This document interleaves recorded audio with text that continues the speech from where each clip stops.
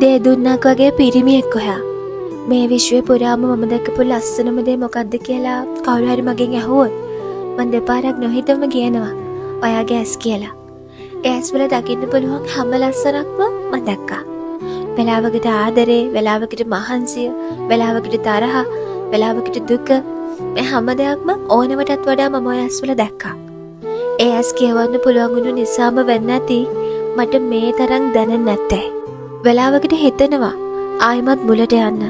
Hi කියලා පටන් අරන් මගේ නම ඔයාට කියන්න. ඔයාගේ නම ආයෙත් අහගන්න. හැම දෙයක්ම මුලින් ඉඳන්ම පටන් ගන්න. ජීවිතේ ගොඩක් මිනිස්සු මගෙන් හැලුණා. අත්හැරුණා. ඒත් කිසිම කෙනෙක් නැති වෙනවට ලෝභකමක් දුකක් මේ තරමට දැනෙලා නැහැ. ඔය අත්හැරේ කියන බය දුක මට දැන් මහා ලෝභකමක් වෙලා. ජීවිතේට මිනිස්සු මුණ ගැහෙන්නේ එක්ක පහුගිය ආත්මේ සම්පූර්ණ නොවුණු තරහවක් පිරිමහන්න. එහෙම නැත්නම් රාගයක් පිරිමහ ගන්න. එහෙම නැත්නම් ආදරයක් සම්පූර්ණ කරන්න. මන් දන්නේ නැහැ මොන හේතුවක් නිසාද අපි ලං වුණේ ආදරය කරේ කියලා.